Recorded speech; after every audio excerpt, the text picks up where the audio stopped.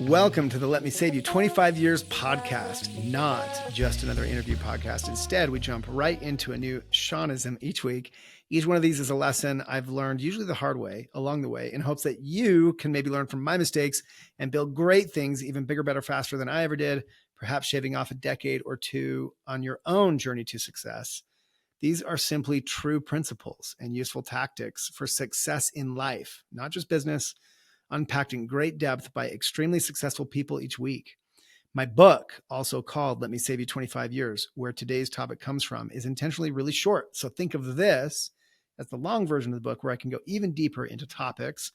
And I'm so excited about the insights from today's special guest, a model / actor / reality TV sensation who puts our topic today into a whole new lens. Shawnism number 15, it's your fault. Okay, so to set this up with a personal story from the book, I've just won $1 million on national TV. Richard Branson, I'm kind of, his protege, president of Virgin Worldwide, do a stint traveling the world, meeting his CEOs, go back to Lovesac, keep growing it, open some locations, raise some venture capital on all of this success, riding high. I'm kind of a local celebrity in Utah. Everyone knows my name because I'm like the local kid who won $1 million on TV. And the first thing my venture capital partners want to do once in is bankrupt my company. Chapter 11, started over, go from, 40 whatever locations down to 12, have to lay off most of the people, have to cut costs, have to get through a Chapter 11 reorg. And all of this is very public. I have to run the company while going through all this. There's people coming to the stores that know about this, reading it is like, this the same guy? Nothing more humiliating. I unpack it in great depth inside the book. Nothing. It's just like the worst time in my life.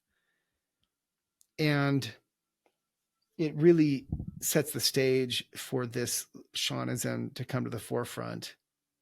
It's your fault. Whatever happens to you, whatever terrible events, bad timing, bad luck, learn to just own it. Own it all. The stuff you've done, the stuff you could have done, didn't do, the stuff that someone does to you. Can you find a way to take responsibility, stop blaming the world, and own it? And if you can, then when things go great and everything starts working, and it does, life ebbs and flows, there's ups and downs, you can also take comfort in knowing it's your fault. Successful people like working with other successful people. They like working with people who take responsibility. And so a few things to think about, whether you're an entrepreneur or not. Are you on a bus with mostly successful and capable people? Are they honest? Are they good people that you want to spend your life with, building something, whatever it is you're doing?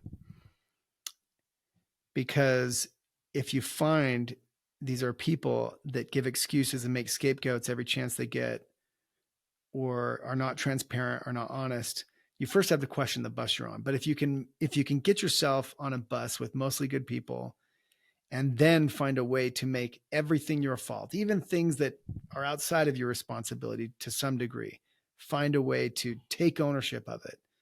And when things go wrong overtly, apologize proactively and sincerely, and then brush it off and move past it. If you can become that kind of person, you are going to be a successful person. End of story. And the best part is when things finally do go right and everyone's celebrating and everyone's looking around, they also know whose fault it is when you take responsibility for everything anyway. And you don't need to take credit for all that stuff because there's so much credit to go around. And you don't need to because it becomes obvious. And so this is a concept that can be hard to understand, one that can be harder to live out. And no one better to unpack this with us than today's guest. I'm really excited because we get into some pretty steep terrain. Enjoy. If you love your reality TV like my wife Tiffany does, and therefore I do by sharing a bedroom with her, then you know today's guest. He began his career as a model / actor, and not the other way around, spending over a decade just getting by on his devastatingly good looks alone. From Europe to Miami, New York to Japan, but amassing credentials for appearing on TV shows like Desperate Housewives as hot guy number 2 in the official credits. Having never been credited as a hot guy anything myself, I'm not poking fun. I actually think this is super awesome. Even awesomer is that he was able to parlay his modeling / acting / restaurant worker career, not in just to being a star, but the star, perhaps on Bravo's Vanderpump Rules, detailing the exploits of the employees at various restaurants owned by the infamous Lisa Vanderpump. The only one perhaps more infamous on that show is this classic reality TV villain himself, and now ringleader of all the villains, perhaps, having pivoted yet again, and even more recently, into not only his own podcast, When Reality Hits, with his beautiful wife, Brittany Cartwright, with whom he had his own spin-off show as well, but also now the headliner for House of Villains on E! Network. He helped make that happen, and as such, an entrepreneur himself, worthy to help me unpack today's Shawnism in a way only he can. We welcome to the pod, Mr. Jax Taylor. Wow, that was a hell of an introduction, and I love it. I love it. I'm going to have to play that at night for myself. That was nice. I like that. Thank you for having me. Thank you for having me. You're so much more than just a model / actor / hot guy number 2. You are an entrepreneur. I mean, you're hustling. You have used your creative energy to take, I think, many negatives, as we all do as entrepreneurs, and spin them to positives. And by the way, just find a way to make it happen. You and I could unpack a bunch of different Shawnisms from my book. I think of There Is Always a Way. I think of Everything Else is Dust, your love for your family and everything you've expressed about your father and your thoughts there. We might get into that, but today's topic, it's your fault. So this is like a topic that's near and dear to my heart. And, just catching up with you, I realize that it's really cool to see someone who I think a lot of people might perceive one way to take ownership, to just own it. And I think that's one of the powers sometimes of people who are less couth, who are less edited, who are more willing to say it like it is, like you say in your own life, and to just own stuff, just own the good, own the bad. So when you heard the topic, it's your fault, and this idea of ownership, what's the first thing that comes to your mind? I've done a lot of crazy stuff in my life, but there's one thing I can do, definitely am proud of myself for, is everything that I've done, I've owned up to. I've said, you know what, I've done this, I screwed up, I made a mistake, we'll move on from it. I've never really denied anything that I've ever done. So when I heard this topic, I'm like, you know what, this is great, because I want to tell people there's many mistakes you're going to make until you get to the top, and mistakes are good because you learn from mistakes. So people coming to Hollywood, people trying to get into reality TV, all the guest speaking I do at the different places I do, you need to make those mistakes. It's also nice to talk to somebody who's gone down the road that I've gone on, so you can make less mistakes, but it's good to make those mistakes. It's good to get down to the bottom, because if you don't hit the bottom, then you'll never appreciate what you have. And like I said before, I've gone through many peaks and valleys, and after I left Vanderpump, I went down to the bottom, but I needed to do that. I needed to hit ground zero for me to get where I am today and to feel comfortable in my own skin again, and just to feel good, because there was many times on Vanderpump Rules that I was not comfortable in my own skin. I was just doing that.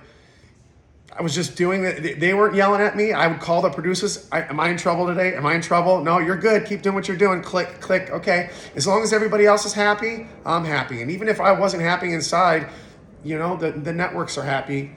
And at the end of the day, they're paying my bills. So you just got to keep doing what you're doing, even if you're not happy with yourself. But I didn't have that mentality. I didn't care a lot on that show. I was very selfish. I didn't care who I hurt. I was in it to win it.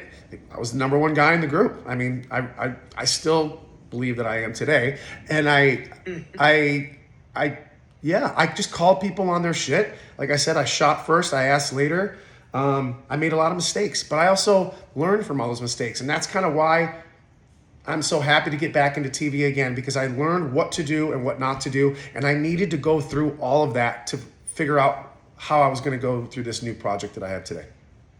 You need to make mistakes. If you don't make mistakes, you're not going to learn. I mean, you can go your whole life asking questions and trying to do the right thing, but if you don't personally go through the mistakes, if you don't personally see what it's like to fall, then you're never going to learn. Now I know I'm never going to go back to that because I know what can happen, you know, and yeah, I think I had to look for the silver lining there, because there was many times where I was just down in the dumps. I was depressed, especially my father died when I was filming the show. I had a hiccup with my now wife, but it was my girlfriend. I made some mistakes. Like I said, I thought I was untouchable. And sometimes you need to poke the bubble of the untouchable people and realize, listen, you're no better than anybody else. Even though you think you are, you're no better than anybody else. And I needed to hear that. I needed the growth. And yeah, and I continue to watch the show. Well, I didn't watch the show, I'm sorry, but I would, after I was off the show, I would hear things that were going on, and I was like, you know what, I'm so glad I'm not in that picture anymore, because I would just keep going down that spiral. So when I developed this show, it was a little bit more, I call it like kind of a Vanderpump Rules 2.0. It's kind of like the next chapter, because how many times, I love Vanderpump Rules, it's given me everything. I'm back on the show now, but how many times are we going to continue to do the same things, the cheating with your friends, at the same old clubs, doing this? It's time for like a little refresh. Same concept, some of the same people, but the next phase of your life. I mean, if you're not moving, you're not changing, you're just feeling, I feel like it's a dead horse. You're just beating a dead horse. Like who's going to cheat on who this season? It's just, I feel like there needs to be some growth. People getting married, people having children, people starting businesses, you know, because there's people my age that are like, Jax, are you ever going to grow up? What's the next phase? We need to see what else to do. Like, so that's why you're going to see me starting businesses. You're going to see me raising a family, going to daddy daycare, talking to other people about raising children, things that I would never talk about in the past that I'm talking about now. And I feel like people need to see that. They want to see the growth. They followed me for the last 10 years. And all of a sudden I left TV for 2 years. They're like, wait a minute, he got married and he just left. Now it's been 2 years. I have a 2-year-old. We went through a pandemic. You know, there was downfalls. People want to know what happened. So that's why I said there's a show here to be made. There's a show here. And I pitched the show. They loved the idea. There was enough time that went by. You know, I had a break mentally. My mental health was not in a good place. And it wasn't any part of the show's fault. It wasn't any part of the reality show's fault. It was my fault. I put myself in a position that I should not have been in. Again, I needed a piece of humble pie. And I needed somebody to knock me down a few notches. And like I said, it was my own fault. And I had to look at the silver lining there. And that's kind of where we are now. And I'm glad where I am right now. No, I love it. It's great. I love what you said a minute ago. You know, it's my fault. That's really the spirit of today's episode. Everything was my fault. And like I said, I think there's such a learning thing there. There's such a thing to be said there to find, like when you think you're on top of the world and then the world says, no, you're not, and pokes you down, puts you on the bottom. That part, when you're on the bottom, is the place where you need to grow. When you hit that rock bottom, you can go one way or you can go the other. You can blame everybody. I can blame the networks. I can blame Bravo. I can blame my cast. Or I can say, you know what, Jax, you effed up. You fucked up. You're the only person that made this happen. You can either cry about it, or you can fix this, or you can rise above. So did you, here's my question for you. Were you able to do that out of the gate, or did it take you some time before you were able to own it and admit these things were your fault? Tell me about that. Yeah, because I put the blame on everybody else in the beginning. I was like no, I blamed my friends. I blamed my family. I blamed, I blamed my friends on Bravo, and it was nobody's fault. It was nobody my own. I make my own decisions. Like, there's a reason they didn't just like say, hey, it's time to move, set ways with you out of the blue. There's something that I did that they didn't like, and it was my actions. It was the way I was acting. I was acting too cocky, and I was too conceited, and I was too, just wasn't listening. And like I said, even with a child or with you're growing somebody up, when you get to that level, you got to knock them down a few steps. You got to teach them that you're not better than anybody else, no matter what you think. And I needed it. And like I said, it was 100% my fault. 100%. So how did you get there? How did you get from a place where you could see reasons or excuses that it could be, like you said, the network's fault, the environment's fault, like just the way The world's it came down. fault. I was blaming everybody. There was nobody I didn't blame. How did you make the change? Huh? How did you make the change to owning it? You know, I sat in my man cave for many days thinking, okay, what am I going to do? There's options here. You know, we're going through a time in the world where there's a lot of things going on. What am I going to do? Am I going to sit and cry about this? Am I going to go get a normal job? Am I going to move? I had many things going through my head. My wife is pregnant. What are we going to do? So I talked about it with my wife, and she's the main reason why I'm still here today. And my son too. She said, listen, we're going to rise above this. Don't worry. This is just a small, hiccup. Not a small. This is just a hiccup in life. She also knew. She goes, you needed this. You needed this. You were getting too big for your britches. And I was putting her in situations that she didn't want to be in. And that wasn't fair to her. Like, she's my wife. And I'm putting her in situations where you're like, she's going to these meetings enough. And like, your husband's, got a big ego right now. And I didn't want her to feel that way. So I said, you know what? We kind of just tucked our tail between our legs for a little while. I went under the radar, went off the grid for, a month or two. And then I thought of some ideas. What am I going to do? Then this idea for the show, The Valley, came up. And I go, okay, we're going to start here. We're going to start doing good things. We're going to start being a good person. We're going to volunteer your time. You're going to help out here. You're going to just do things that make me feel good about myself. And that's what I did. I donated my time. I was volunteering. I was helping people. I was going out of my way to just do things that just made me feel good and that I can help others. And when you do good things to other people, good things come back to you. And I was just feeling so good about myself. And it took years for me to feel good about myself. Because when I was doing this show, I was not feeling good about myself. I was a machine. I was like, everybody loves me for doing what I'm doing. I'm just going to keep doing it, even though I can barely sleep at night. And it's just not the person that my mother and father raised. And I was becoming somebody that I really wasn't. I was blinded by the light, like they say in the song. Blinded by the light. I was blinded by all the glitz, the glamour, the fame, everybody knowing who I am. I was blinded by it all. And I needed to come back to ground zero and get back to my roots as a good person, as the person that my mother and father raised. And so I started there. I started saying, what can I do? What can I do to better other people's lives? And what can I do to help out? Where can I volunteer? Just things like that. And then gradually, when I was doing that, things were coming my way. And I was just feeling good about things. And I was like, man, this is so good. I can finally sleep at night. Do you think that in your experience now, having come full circle, and now you've got a lot of things working, you've got you've got a couple new shows. I think you've got kind of cooking, you've got your podcast, you've got all these, of course, your family, number one. A lot of things working for you. You seem to be My wife's doing incredible right now. She's knocking it out of the park with all her social media stuff that she's doing. And with the bar and the influencing and our podcast and the book. I'm just very, very blessed right now that somebody upstairs decided to give me another chance. So do you think, in your experience, people have to go all the way to rock bottom in order to get to a place where they can really own it, where they can make it their fault, as opposed to, that blame game that everybody plays at some point? Or do you think that it could be avoided? That's the spirit of my book, right? Like, let me save you 25 years. Like, hopefully you can learn from some of my mistakes so that you can save some. At the same time, we already talked about, you're thankful for your mistakes because they bring you to where you are. But what do you think? Do you think it's possible to avoid getting to rock bottom and get to the place you're at now? Or is that just the way it has to go? Yeah, listening to podcasts like this, of course. If I would have had somebody along the way saying, hey, step back a little bit, or hey, pull back. You're getting here. This is where this could lead. This is where this could go. If somebody else was gone down the road that I went and said, hey, this is what happened to me. This is where you're headed. You need to step back. You need to calm down. You need to go under the radar, stop doing what you're doing, reevaluate, and go a different direction.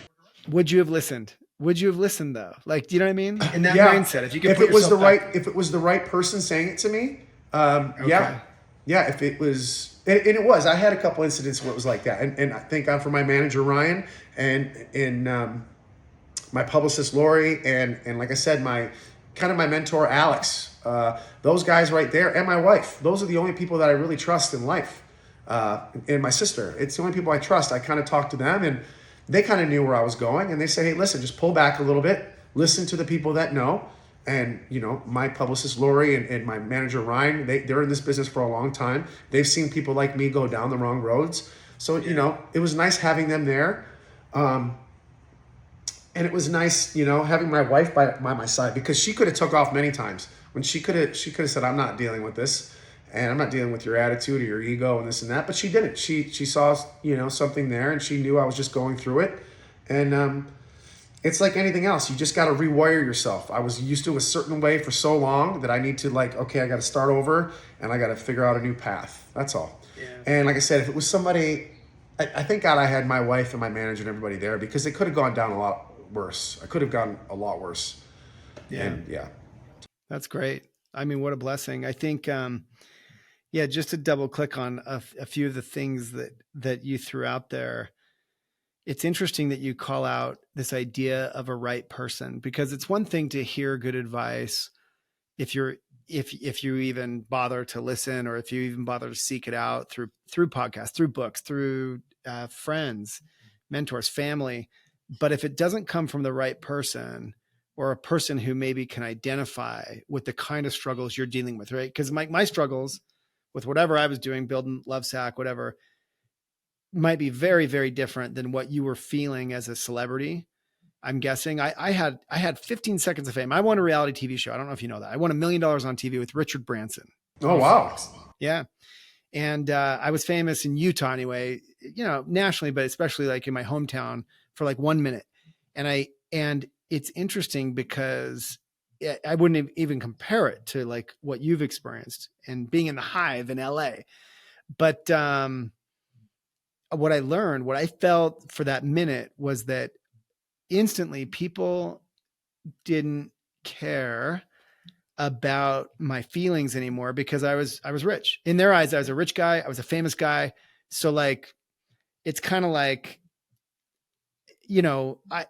nothing could hurt me. But in reality, what hurt the most was feeling this vibe from people. Like they just didn't, like I didn't matter. Like I wasn't one of them anymore. I wasn't like a human anymore. And that was a crazy thing to feel. And I only got a tiny little taste of it. So I can't imagine how that felt in your world. Yeah. You don't know if people are there for the right reasons anymore. I have a very small circle, so you don't know if people are there for, and you don't know who you can trust when you're going down these holes and on the outside on social media, you look great. I mean, nobody posts sad pictures in social media. Okay. Everyone's always happy. Usually when people are posting social happy pictures of themselves, if you see people loving themselves, that means they're usually going through something on the other end. That's what I've always thought. It's tough. You got to know who to trust. Especially when you're at your high. It's fun. It looks great on the outside, but you don't have no idea what that person's dealing on the inside. You don't know, what they're going through or what they had to do to get to the top. I've experienced some incredible highs, and some incredible lows. And like I said, if I didn't have my close core group of friends there, i.e. my manager, my lawyer, my wife, I don't know where I would be. And I'm just blessed to have them. And listening to, podcasts like yourself, like yours, it helps. And, it has to come from the right person, though. You're right. It does have to come from the right person. It's not just people giving, soliciting good advice because they just want clicks. It's got to come from somebody that you care about, somewhere where it hits home. And that's what happened to me. It hit home when I got my own manager, my own wife, my mentor saying, you got to stop, like coming at me with my friends. Then it hits home. A random person or a random podcaster like that, it could hit home. But when you hit it from your friends and your family, that's kind of like a real, people that love you are telling you that you need to change your ways and stuff like that. That hurts. And I have a huge ego, and that hurt my ego. I had to tuck the tail between my legs and go, you know what, you're right. Yeah. One of the things that I try to talk about in the book a little bit on this topic of it's your fault is this idea that it's really freeing when you just make everything your fault. Like it's easy to be like, okay, well that was me, but this is because it was a really bad situation, or this is really bad luck, or like, someone did this to me. And I love flipping everything and turning it to like, okay, someone did this to me. What could I have changed? So either I wasn't in a position where they could do that to me, or did I somehow you know, provoke them to do this to me, whatever was done to me. My point is, it's your fault means you can own like everything. You can even own the bad stuff that happens to you.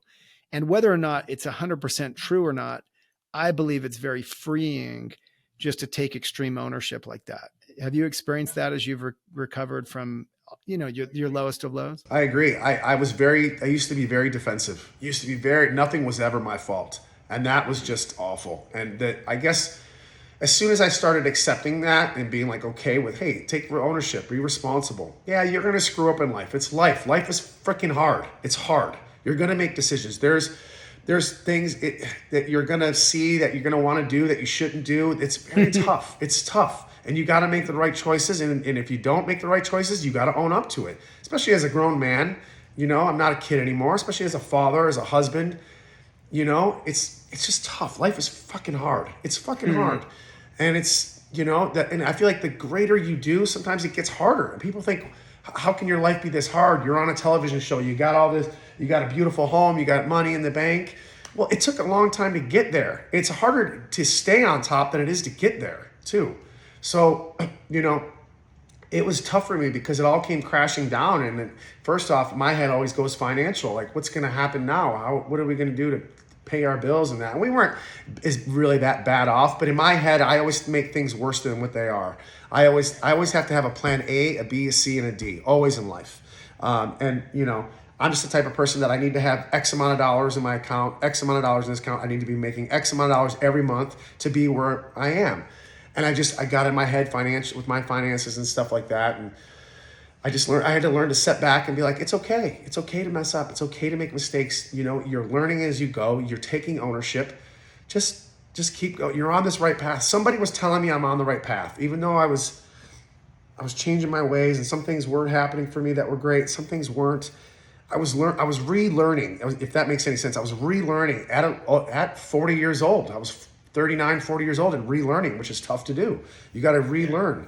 And not really relearn. I knew how to be a good person. My parents raised a good person. I came to LA and lost all that when I came here. And I did a lot of bad things and I lost my way. And I feel like after my father passed and then after, losing the show, I felt like, okay, this is a way to find my way and get rid of that old Jax, get rid of that person. Yes, the world may have liked my antics and, Joe Schmo in Ohio may love watching what I do on TV, but it's not making me happy.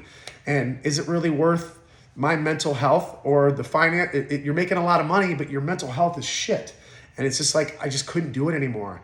And I feel like, I'm starting again from ground zero and I'm working, but I'm so proud of everything that I'm doing right now. And I've never been proud of myself. And I'm getting emotional thinking about this. I can't remember the last time I was proud of myself. And I think, starting the show and building a podcast and, opening a bar. And I'm so proud of these accomplishments because I did them on my own at ground zero. I worked my ass off to get these things when I was at my worst, when nobody wanted me. So it's a lot easier to be on top of the world and be like, oh, I can do this and this and that because everybody wants it. Try doing it when nobody wants you. Try doing when you're feeling like shit. Try starting a business that way. It's tough to do. It's really, really tough. And I'm proud of myself. I'm proud of myself for how far I've come, for the hole that I was in. I was going through some rough times. I wasn't talking to my mother. I still don't talk to my mother, but I lost my father. I lost my job. My wife was pregnant. I mean, does it get any worse, really? So to be able to pick yourself up from that and do what I've done, I think I'm going to pat myself on the shoulder a little bit. Well, look, this is the point of this phrase, it's your fault. The bad stuff, it's your fault. Just own it. The good stuff, it's your fault, man. You built it. And I think often, and I love that phrase because often we don't give ourselves enough credit or sometimes take enough credit or get enough credit. But like Lovesac, right? I use this in my own company. If Lovesac's culture drifts and falls apart, I own it. I'm the CEO, but I also challenge my people who work there to own it as well. They're contributing, make it feel like your fault. On the other hand, if Lovesac crushes it, it's your fault. Like you did that, you built that, not just me. I'm talking to the people that work there. And I think in your case, I love what you said. Like you've made money. You've made a ton of money at different times. You've probably felt, reading up, you felt the crushing weight of debt at different times. It's all your fault. But the reality that you created, Jax, right, where you were in a scenario where you were having success by that standard, but miserable in certain realms and not feeling proud of yourself, they're both your fault. So then you have to just turn it into a reality that you can be proud of. And I think that process is something that I'd love to dig in just a little further. I think it's so fascinating because it's not like, oh, you did this and you did that. And you know, the typical hero's journey where you had some hard times and then ta-da, like you used grit and got through it. It sounds to me like you actually made a conscious effort to start volunteering, to start spending your time in different ways, to maybe surround yourself with different people and get to a place where you could open yourself up to a little bit of luck, to some good things happening, you know? And I think that that's really fascinating to me. Like once you finally took ownership, stop blaming, but then it wasn't as simple as that. You had to do some things. Tell us about a little bit more about that process, things you did, tactics you used to get to that place where you could have success the way you want it to. How I got to where I am right now. I you know, like I said, I once you hit ground zero, there's really nowhere else to go. So you can sit and play victim, or you can say, listen, I'm going to change my ways. I'm going to be a better person. I'm going to listen. I wasn't listening. I mean, I still have a problem with that now. You can ask my wife. I have a hard time listening. It's just my father was like that. My grandfather, you know, I have a hard time listening. My mind is going a mile a minute all the time. I'm talking to you, but in the back of my mind, I got laundry. I got to pick up my kid from school. I got this. For the life of me, I cannot turn my brain off. I would pay a lot of money right now just to turn my brain off for 5 minutes. I just can't do it. I can't. But I'm learning. I'm trying to control it. I'm trying to be there more for people that need me, that need an ear to, you know, for me to listen, for me to give advice, for my employees. Now that I have employees that I'm responsible for that have to make a living as well, I'm there for them. I'll stay an extra hour at work. I will help you do your job. You know, what can I do to help out other people? I feel like the more I help people, the more I volunteer, the more somebody needs my help or whatever, I just feel like the better things come to me. I don't know if that's selfless or selfish. I don't know. Doing things so you feel, I don't know. I don't know if that's a bad thing to do things. Doing things for other people make you feel better. Is that bad?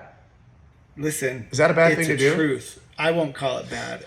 Is there such a thing as a selfless good deed? It is a core truth. Listen, call it whatever you want.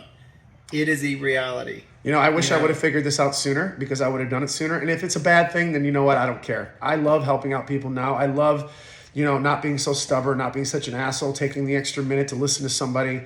You know, I have to work a little bit hard with my wife right now because I've spread myself so much thin right now. The problem I'm having right now, if there's a problem, is that I'm spreading myself very thin. And I'm not taking the time out now to, you know, I'm kind of missing the family time. You know, I'm not spending enough time with my wife. And that's tough to do because you're starting all these businesses. You want everything to go well. You want to be there for everybody, but you also forget that you got a family at home. I have a son. I have a wife that needs me. I need a wife that needs to go on dates once in a while. And I put that on the back burner. And, you know, that's what I'm working on right now is trying to manage all my time. And it's so hard to do, especially when you start a family, you start businesses. But, you know, I just got to, that's the problem I'm having now is I need to manage my time, especially with my wife a little bit better. And I got to figure out how to do that. And it's okay to say no to things. That's a problem I have too. I'm a yes man.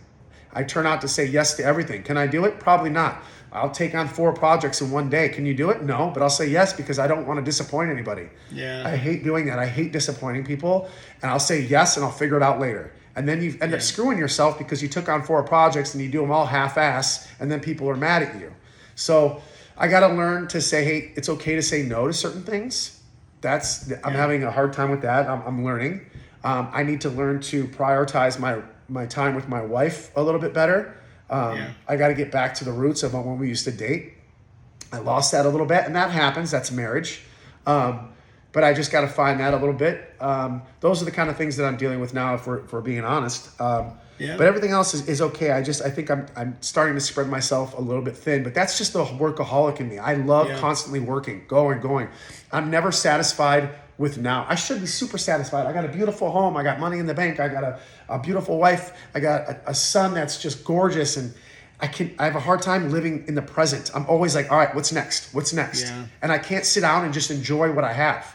I have most people's dream home. This is my first home. This is usually people's third or fourth home before they get to a home like this. This is my very first home.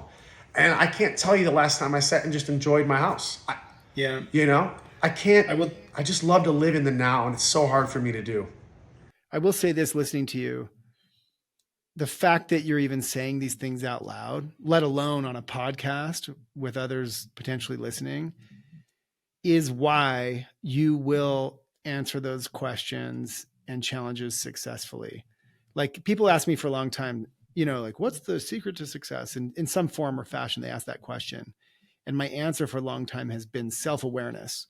And I think people are just unwilling to be honest. And this is one of the superpowers of someone like you, shoot first, ask later, is even with yourself, when you're finally willing to be humble enough to just be honest, like, hey, my marriage might be struggling in this realm. Okay. The fact you're saying that out loud really makes you a great candidate to make a few good decisions, maybe say no to this or that thing, get on that date, spend that time necessary to keep it going. And by the way, it never ends.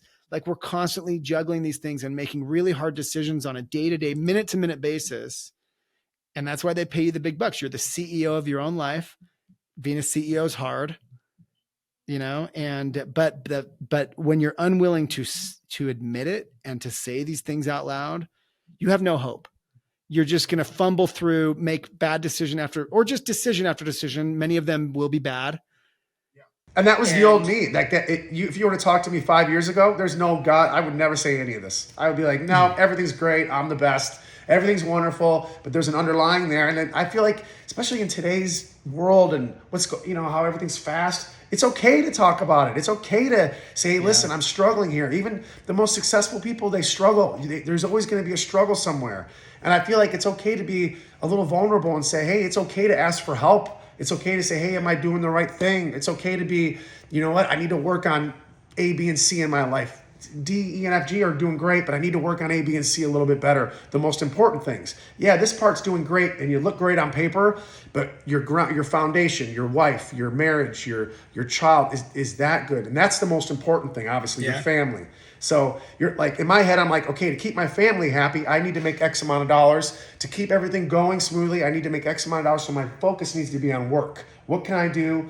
What jobs can I start? What companies can I start to make sure that my family's happy? Meanwhile, my family's already happy with who I am. They do. But in my head, I'm like, they're not going to be happy unless, we have this much in the bank. And if I just make this much more money, okay, I'll stop. If I just make a little bit more, I'll stop next month. And I just can't do that because I'm constantly going, constantly. Well, and I feel like you're at ground zero for comparison, man. I mean, LA especially, but everywhere. Like, there's that famous quote, comparison is the thief of joy. And there's just, I've had the chance in my life to know a few billionaires, 100 millionaires, lots of wealthy friends. You know plenty of wealthy, successful people, successful financially. There's just always a bigger boat, man. There's always a bigger house. There's always a better view. There's always more cars, a better car. And it will literally never end. Even if you're a billionaire, it doesn't end. There's a better spacecraft, And those guys, and I've listened to a lot of podcasts and I've read a lot of books and stuff. And those guys aren't as happy either. They're not happy either. It's all just stuff. And it's like, I know it's hard to look past the stuff to see the big picture. And because life is so freaking short, man. It's so freaking short. My kid's already 2 and going to be 3. He's at school. And I just remember at the hospital, I feel like yesterday pulling him out. And I feel like life is going by so fast. And I feel like if you don't stop for a minute, what do they say in Ferris Bueller? I think there's a quote there. Ferris Bueller, if you don't stop in a minute, stop and look around, it's gonna pass you by. You're gonna miss it, yeah. We don't take any of this shit with us when we die. Nothing. Yeah, nothing. Okay, so I have to remember all this that I'm telling you right now. I have to remember, And it's a lot easier said than done. It really, really is. And like you said, I live in a state of comparison. That's why on my Instagram, I've muted 95% of my Instagram. I try to stay away from it because it gets easy just to go on there and be like, ooh, I could be doing this, or oh, I could start this, or ooh, this person has this. The people that I follow now are more motivational. I follow a lot of just motivational stuff and stuff that's funny about dads or something like that. But other than that, I stay away from all that Instagram because I was getting in a hole with that too. Because like you said, I was comparing. Well, why doesn't my kid have this, or why am I not here, or how come I don't have this much money, or how come this person's doing this and I'm not doing that? It's so easy to do, and it's like you just need to stop and be like, relax. It's life. It's just relax. Be happy in the present with what you have. Yeah. There's people out there that would kill to have what I have. That would give, anything to have what I have, and I have to realize. You're doing well. You're doing okay. It's okay to take a break and take a breath. It's okay. And not only that, but take credit for it. Like when it is good, it's not just the bad. This it's your fault mentality. As we said, it's not just the bad stuff that happens that you got to take ownership for. You have to take a minute and be like, look, this beautiful life you've created, this beautiful family you've managed to hold together mostly, even if you've had moments like we all have where it's tough. I don't care. I don't care how long you've been married or whoever. And this is not me just being like, being talking about it. Every single marriage goes through an up and down, goes through something. That's just normal. That's life. And I don't even want to meet the person that has never gone through that. I feel like that's growth, and that's just part of life. Especially if you want to be successful as we're men and we're driven on starting companies like that. That's going to happen because sometimes our priorities go other places because we want to be so successful for our families, and I want to supply. It's not that I don't want to spend time with my wife. I 100%. I want to spend every waking moment with her, but I just want to create a world where she's proud of me, where she's got everything that she needs, so she doesn't have to worry about anything. I grew up that way. My grandfather was that way. My father was that way. We just want to take care of our families. And sometimes we just realize that, like, hey, it's okay to stop. It's okay to slow down. You don't have to have every deal. You don't have to start every business. It's okay, And I feel like it was just driven in us. I'm 44 years old. It was driven in my head from such an early age of success. Go to school, do the right thing, make money, support your family. And I know that's maybe an old way of thinking now because everything's kind of like now women are going out there and making just as much as not. But I just grew up like where the man takes care of your family. And my wife, she says this all the time. She's like, I do pretty well too. Actually, my wife does better than I do. So, and I always forget that. And I'm like, I know, but I don't want you to do that. I want you to stay at home and just be happy and not have to stress about anything. Let me do all the work. And I think that's just such an old school mentality, but I've had a hard time breaking that. So coming back to the cocky Jax that so many people knew from Vanderpump and thinking about that for 1 second, because you spoke about that. How does one balance this idea that's so popular of like manifestation, like, oh, what I put out in the world, like I'm going to get back, and with the idea of staying humble, being self-deprecating, being more like owning it. How do you think you deal? Because I think there's power in both of those things. Have you ever thought about how do you balance that? You got to balance it because let's be honest, I'm known for being a villain. I was a bad guy. I was the guy that everybody liked to watch because I was a loose cannon, runaway train, whatever you want to call it. Is that guy still there? 100%. 100%. He's never going to go away. I just have to work extremely hard to suppress him. And he can come out once in a while, and he does. He comes out again. I just have to work extremely hard. It's like an alcoholic, or it's like anybody else. They're always going to be an alcoholic. They just have to work really hard to not to be. It's always going to be there. If you're this kind of person, or this kind of person, or this kind of person, and you want to change, you can change, but that person is always still there. It's like a drug addict. They can be off drugs for 10 years, drug free, but that drug addict is still there. He's still there. I believe in change. I do believe people can change, but I feel like the original person is always going to be there. And I feel like for me, I have to work really, really hard. My father always used to say, we would give us cards and Christmas cards and birthday cards. He would always say the same thing every single year: make good choices. And I have it tattooed on my arm in his handwriting: make good choices, love, Dad. And that was always the thing with him: make good choices, just make good choices. And that's what I think about. If I'm doing something that maybe I shouldn't be doing, or I don't know. I'm on the fence. I have to look down at my forearm and I read, "Make good choices, love dad." And this tattoo has helped me out so much. And I have to be Yeah. reminded. I have to be. And I'm 44 years old. And until I'm 100 years old, I'm always going to have to remind myself to make good choices. Yeah. It doesn't come easy like you or anybody else who just automatically knows to make the right choice. It doesn't happen for me. I'm No. always going to look for that corner to cut. And I don't Yeah. want to be that guy. One thing I love reflecting on is like what you've now created with your new shows, with your new businesses, your bar, your family, everything.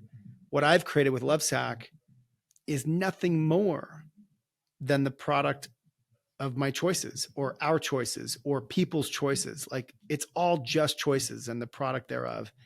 And I think that's really powerful.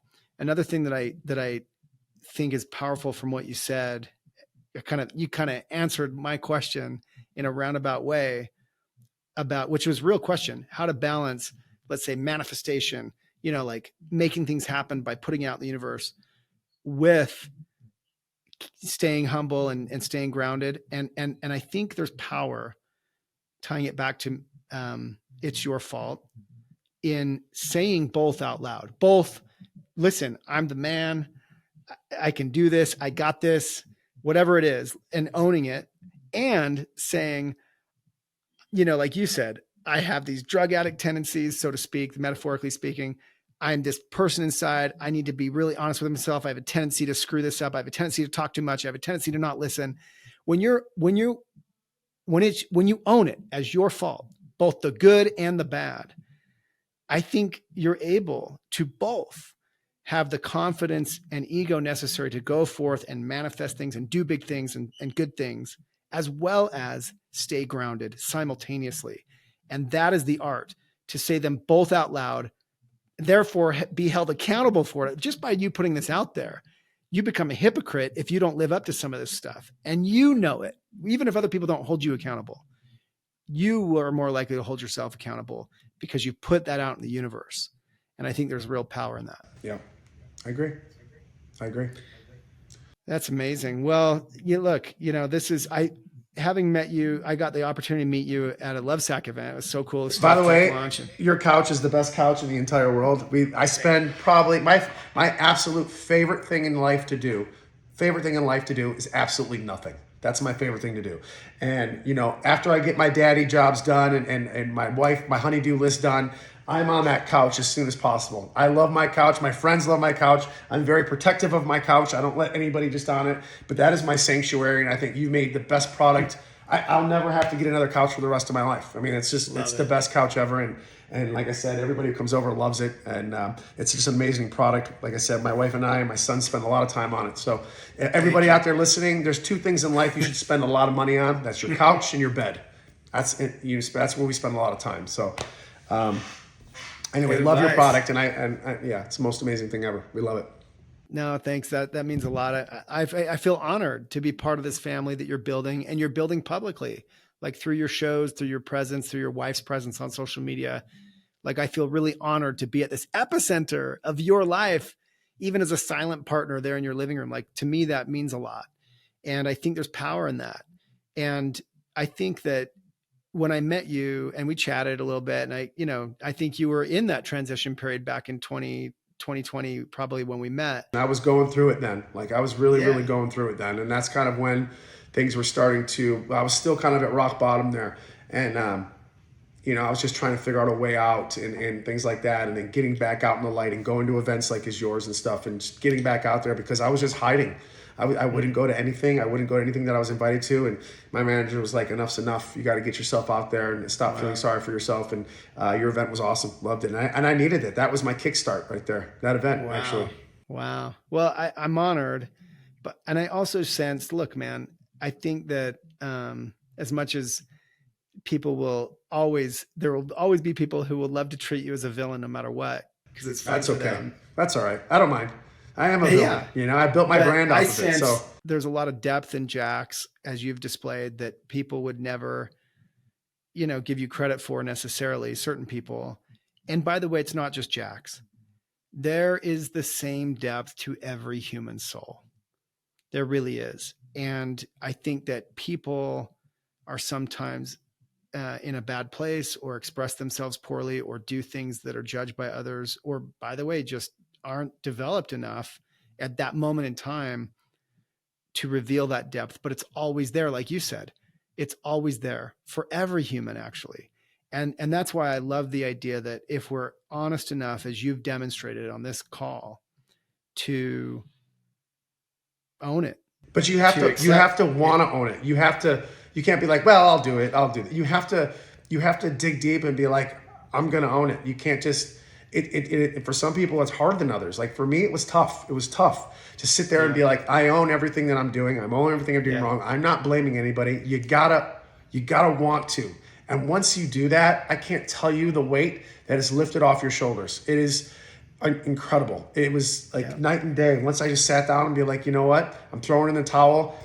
I'm owning everything. And everything. Yeah. And it's just such a weight lifted off, and you'll feel so good about yourself, and you just feel so happy. And it's just, I felt light as a feather. Once I started owning everything that I did, I just felt light as a feather. And it was such a huge weight lifted off my shoulders, because like I said, I was down in the dumps for so long. And for me to figure that out, and still, like I said, going through the transition of trying to figure that out and not just only create these businesses, but to try to make my family happy and not spread myself too thin. It's a work in progress. You're always going to be a work in progress. You're never going to be perfect. You just got to be aware and self-aware, and you want to make yourself better. And I think that's a huge thing. Well, congratulations for discovering so much of this on your own through your own life experience. I think we all have to learn these things. And that's the spirit of this whole podcast is, I don't really believe I can save everyone from their mistakes. You said it early on this podcast, like you're thankful through your mistakes that you've learned from them, but perhaps there were one or two that you could have avoided that were particularly painful if you had learned some of these things a little sooner, or maybe in a less painful way. And I think that is possible. I don't think people need to experience so much pain in order to get some of these lessons. And that's the spirit that we share all this in. So I agree, like own everything, the good and the bad, even the stuff that happens to you, figure out how you can own that. Like, you didn't need to be in that position. You didn't need to be, or, expose yourself to that person, or, own it all. And in the end, the best part is, Jax, that means there's no one to blame for the good stuff either, man. All this good that's happening to you, it's your fault, Jax. Right. Congratulations. I appreciate that. Thank you so much. Pretty cool. You can follow Jax as I do at Mr. Jax Taylor on Instagram. Definitely listen to he and Brittany's podcast wherever you listen to podcasts. They are an inspiration, not just to parents everywhere, but for anyone who remotely finds pleasure in the backstories of all the juiciest reality TV gossip. Please don't forget to subscribe to this podcast or video. Please give it a star rating. Every little bit makes a huge difference. I have no advertisers, just doing this for the content for you. Maybe share it out on social media to help others save a chunk off their own 25-year journey, because you're just that kind of a friend. Thank you so much to the VIP of villains, the Regal of reality TV, the czar of celebrity podcast couples. Thank you, Mr. Jax Taylor. Thank you so much for having me, Shawn. I really, really appreciate it. And love to be back again sometime. And thanks again for, such an amazing intro. That was amazing and made me feel really good. Appreciate it. Thank you for having me. It was really good. Absolutely. And remember, to everyone listening, make it your fault. It just might save you 25 years.